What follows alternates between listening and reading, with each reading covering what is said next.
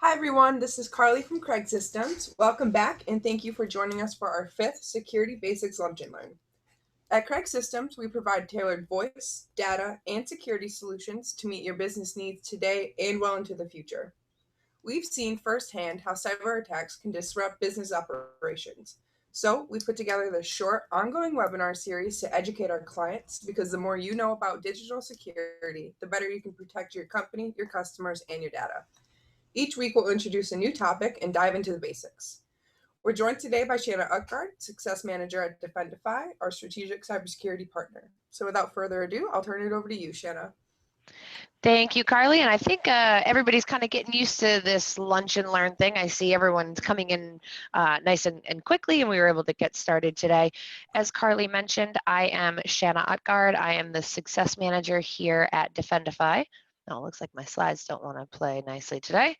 There we are, cybersecurity superhero. Today's topic is ransomware, and this is always a fun topic for me. Some of you may even get like the little bit of shivers when I even say the word ransomware, if you've ever been a victim of one of these types of attacks, but it is completely terrifying. So just on the threat alert side of things, we talked in the very first episode about how cyber attackers are causing their crimes to make money up there in the top left. We have the nation state actors and the hacktivists and the insider threats, but for the attackers that are causing their crimes to make money, if you remember, this is what information sells for on the dark web. Medical records always continue to top the charts, but financial logins, credit card information, social security numbers, probably not as much money as you would think is in cybercrime as far as selling information.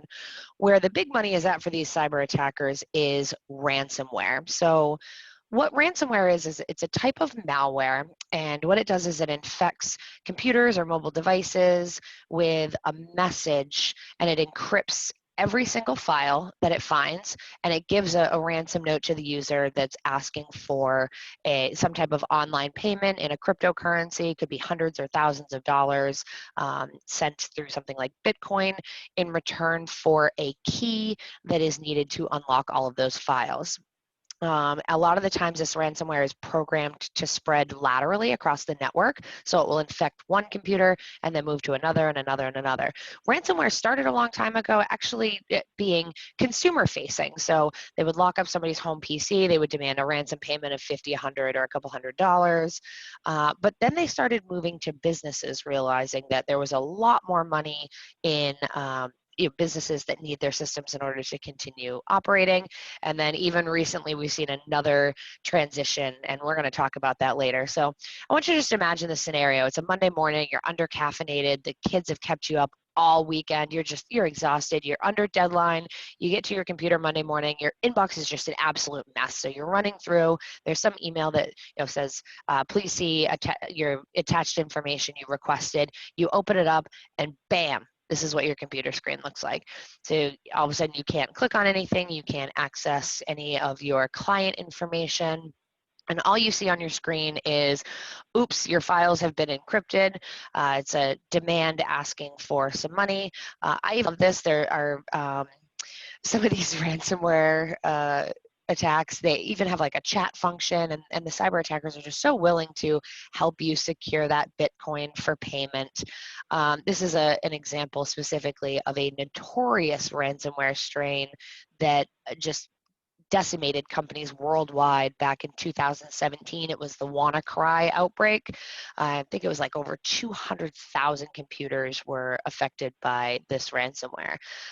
The global cost of this malware was in the billions of dollars. I think it was just shy of $10 billion that this caused. There's a report that came out by Datto that talks about how even antivirus solutions nowadays are not effective for preventing ransomware attacks.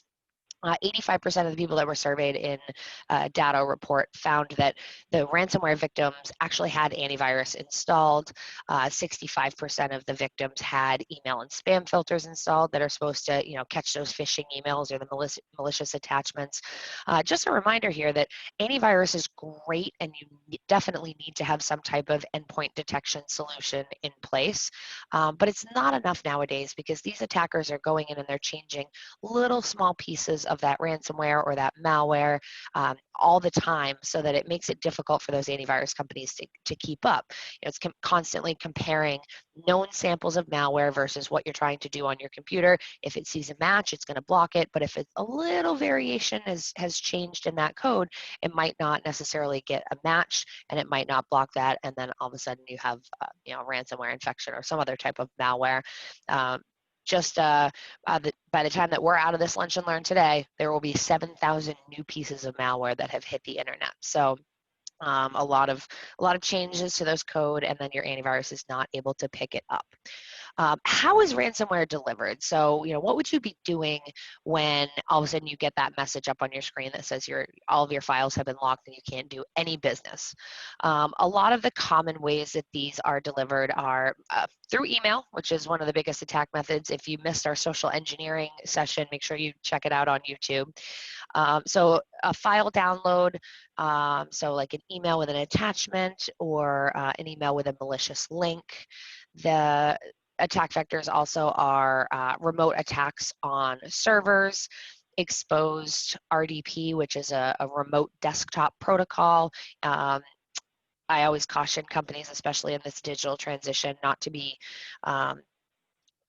to stay away from things like TeamViewer or Go to My PC or those types of remote desktop applications. Please contact your IT provider and make sure that you're getting set up with a good, secure VPN connection, good remote desktop. I talked to a partner the other day, and they actually said within an hour and a half of opening up the remote desktop protocol for one of their clients, for them to just be able to get back to their corporate network and grab something really quickly, they had a ransomware infection within an hour and a half. So he cautioned the customer and said, I don't want to do this. I don't want to open this up.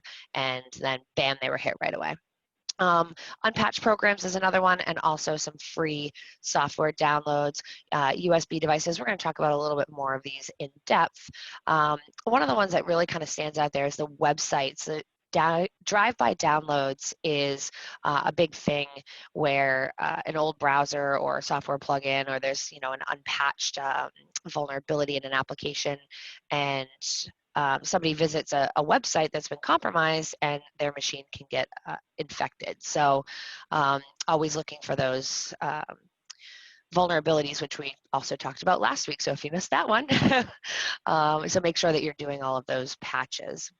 A refresher here on our phishing. So these attackers are doing a lot of research on our companies. So they're sending these really well-crafted phishing emails that are trying to get you to do one of four things here: fill out a form, click on a link, open an attachment, or complete an action such as sending money.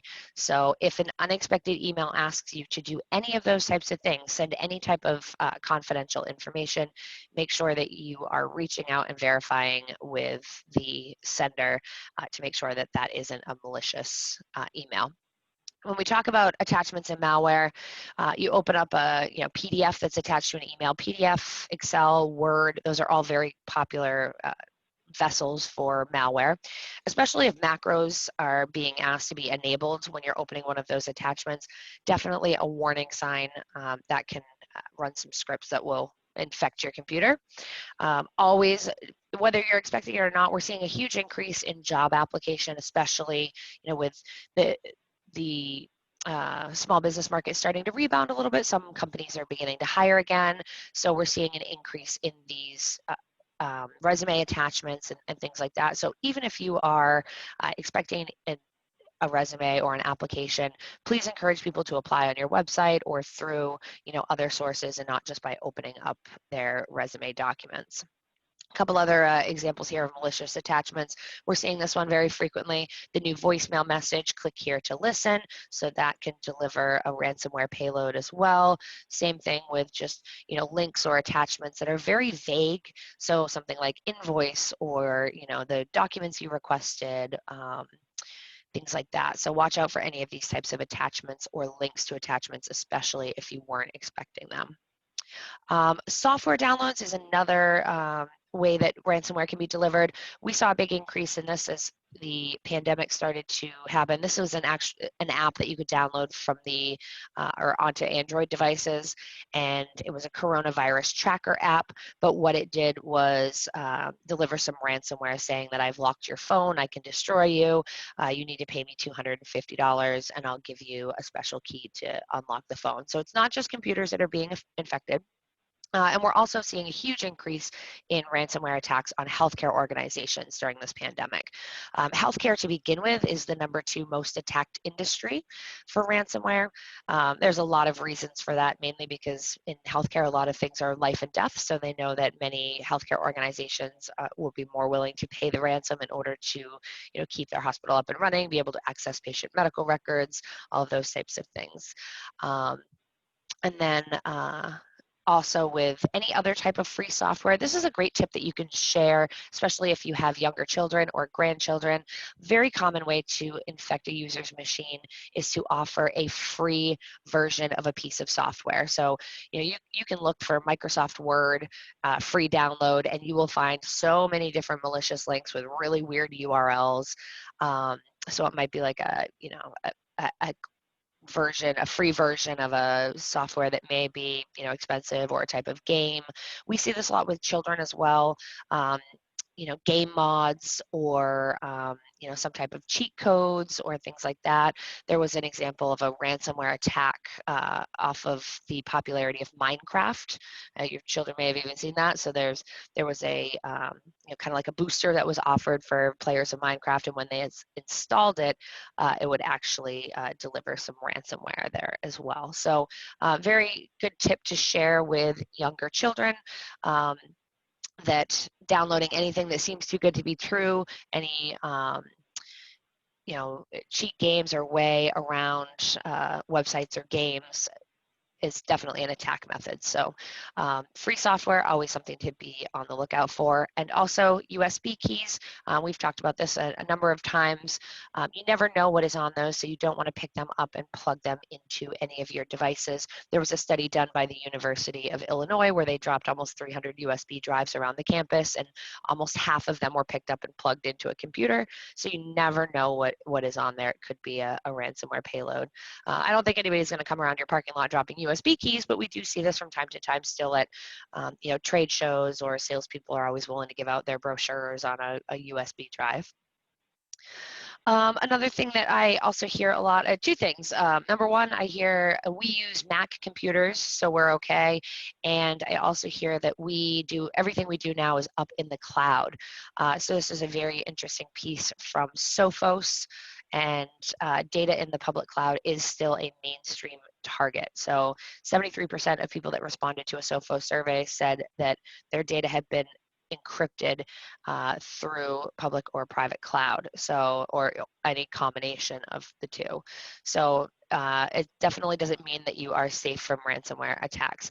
It is so easy nowadays for ransomware attacks to occur. Literally on the dark web, you can go buy a ransomware as a service kit that will, give you a virus that you can deploy. You send this malware out. However many people pay that fee in Bitcoin. The first offer here for ransomware as a service kit, it says that you'll get 50% of the decryption price and you can withdraw it instantly. So there are all kinds of these kits that you can literally buy on the dark web to start launching ransomware attacks at organizations. So this is something that really peaked in 2017. We saw a little bit of a dip, but now it's resurfacing with a vengeance, especially during this pandemic. The average ransom that is requested per incident, we've also seen increasing, and this is an average. Some companies it's a couple $1,000, other companies it's a couple 100,000 or a couple million that's being asked for in the ransom. So on average in 2018, the ransomware request was about 4,300. In 2019, it jumped up to 5,900. It's estimated so far, because of the increase that we've seen during the coronavirus pandemic, that's going to land somewhere around $8,100 per incident. So for a lot of these organizations, it comes down to a choice of whether or not they want to pay to hopefully get their files back, or not pay and try to restore. the expert's advice is to not pay the ransom. Even the FBI switched on that a few years back. The costs of this just continue to rise. The more times that we're paying these cyber criminals, obviously they're going to continue to infect us with these types of payloads. There are specific verticals that these criminals are focusing on even more, like healthcare and law enforcement, typically because they, are much more willing to pay. There's a lot of life and death consequences that can result, and that's a decision that, a lot of CISOs or CSOs have to make. But 50% of the businesses that paid the ransom never got all of their files back. So even still, it's a gamble. But on the other side of it, the average cost that is requested in the ransom was $4,300. The average downtime and the cost of a ransomware attack is $46,800.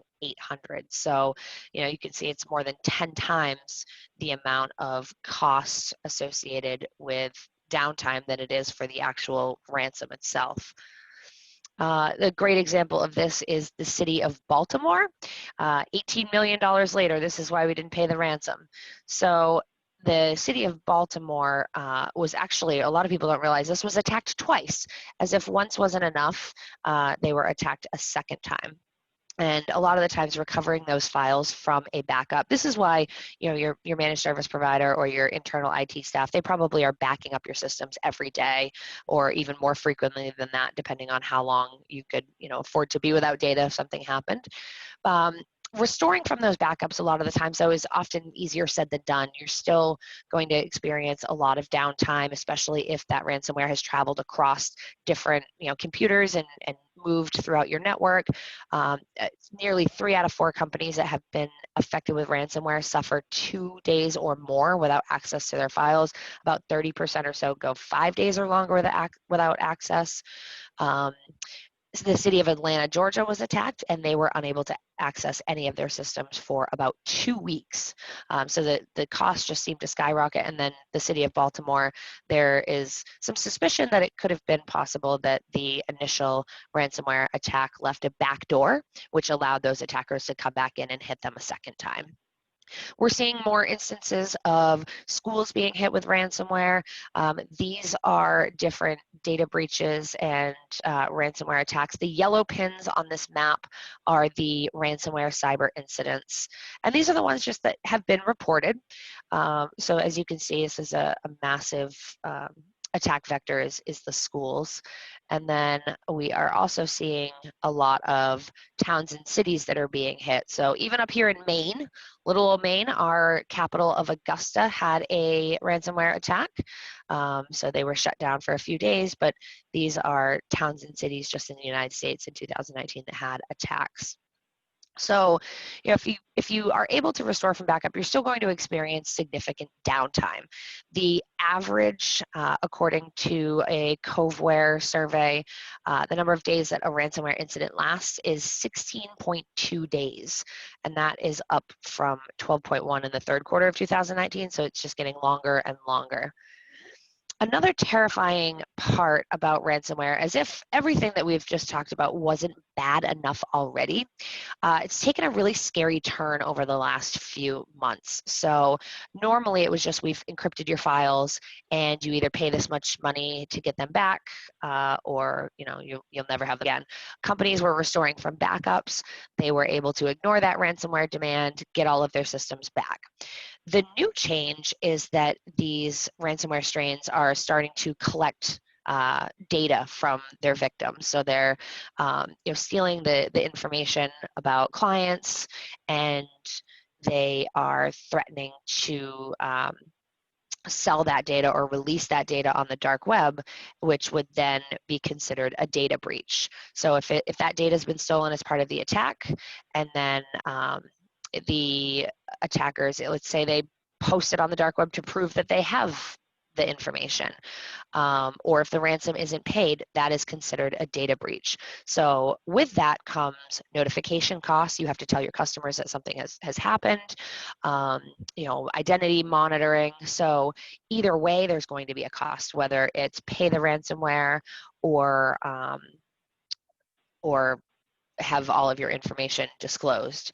So this is as a result of the Maze ransomware recently. So it leaves very few outs in a situation like this, because you're either faced with a data breach or paying the ransom, and then potentially also having a backdoor situation where they can come in and infect you again. And data breaches aren't cheap either. The average cost to a small business is $120,000. So, do you pay in Bitcoin, or do you pay in breach notification and reputation? There are so many costs outside of just the ransom demand. There's a lot of other interruption losses. So let's imagine your business is down for, the average is 16.2 days. So you've got, the downtime and the lost revenues where you're not bringing in any new business. You've got people time. So let's think about, your overhead and your costs and your salaries over the course of 16, 2 weeks or so. Decreased productivity, even with people who are still able to work. If you have a forensic investigation that has to occur, there are costs associated with that. There could be fines if you are under certain types of compliance, legal expenses for any type of defense. There's liability that goes along with this. You could find yourself in breach of a contract from having a data breach. There's the reputational side of things with brand damage, loss of customer trust. I always think back to the Target breach, and when that occurred, I know a lot of people personally that were like, I'm not shopping there, they lost my information. The cost of notifying all of your customers that we actually had somebody tell us one time that breach notification would cost a stamp. It's a lot more than that. There are, identity theft monitoring services. Also, you look at hardware replacement for any affected devices, future prevention costs. Most companies find themselves trying to implement technology solutions that they didn't have in place prior to the attack without really being able to plan for it. And then we're also seeing some attacks that have resulted in credential compromise. So, you're all of a sudden, you have a ransomware attack and your CEO's usernames and passwords for a lot of the accounts and applications that you use have been compromised. Now all of a sudden you're dealing with breaches and compromises and losses among many other different applications as well. And one of the things is every organization, ransomware doesn't discriminate, so you're always a target, doesn't matter the size, your sector, where you're located. I always recommend companies start with the assumption that you will be hit. Ask around. You probably know somebody whose company got hit by a ransomware attack, maybe even some of the people that are on this call. So it's absolutely terrifying. And then this is a great example of the Erie County Medical Center, and I believe up in Watertown, one of your hospitals was attacked as well. So this is an article that talks about the estimated expenses were nearly $10 million.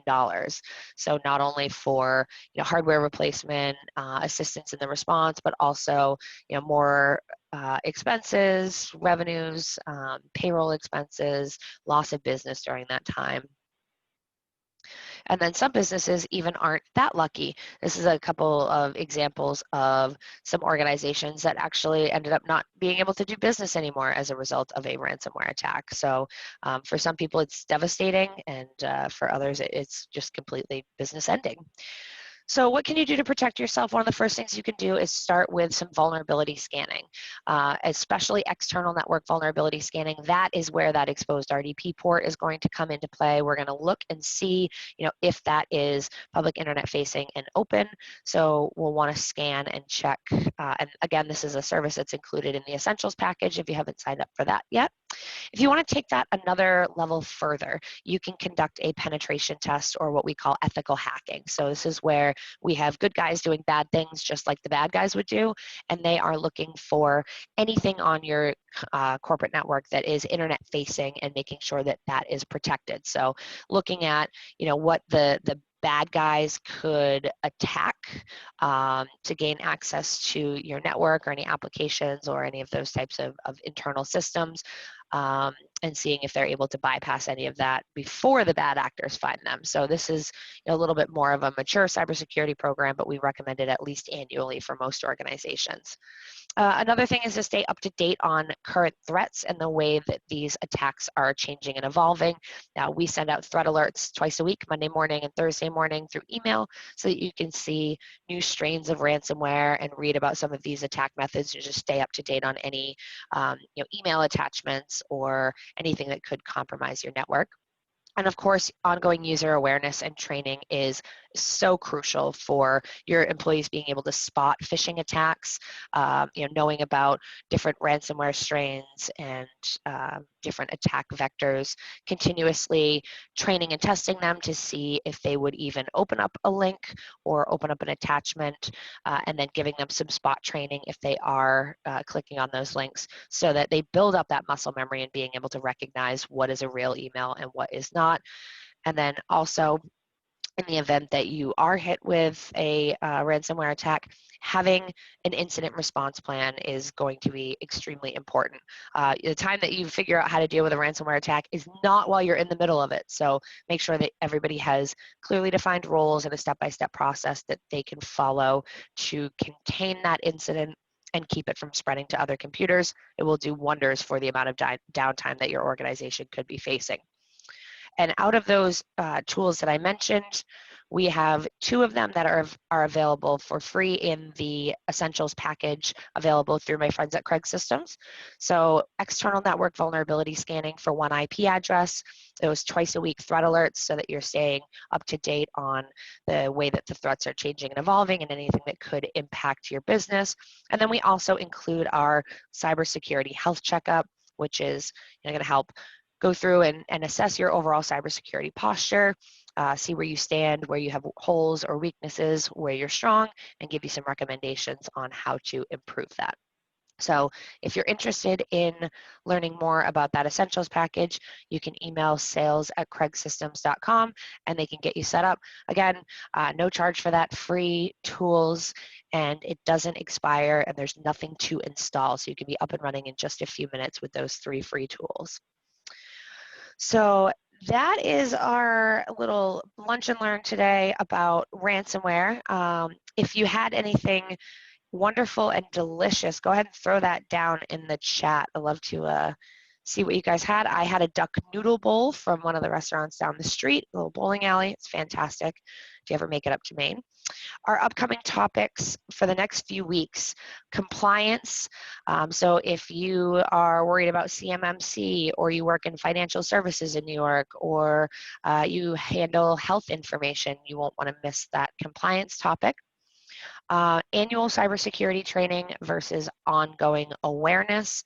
And then our last session is the less sexy stuff, things like having an incident response plan and what that should cover. So we're doing this every Thursday at 12:30. We've got a few people that are on week after week, so thank you. If you missed any of the previous episodes, make sure that you check them out on the Craig Systems YouTube page or go back and look for some emails. Mike or Carly, anything else you want to add? Nope, that's another very informative session. Thank you. And as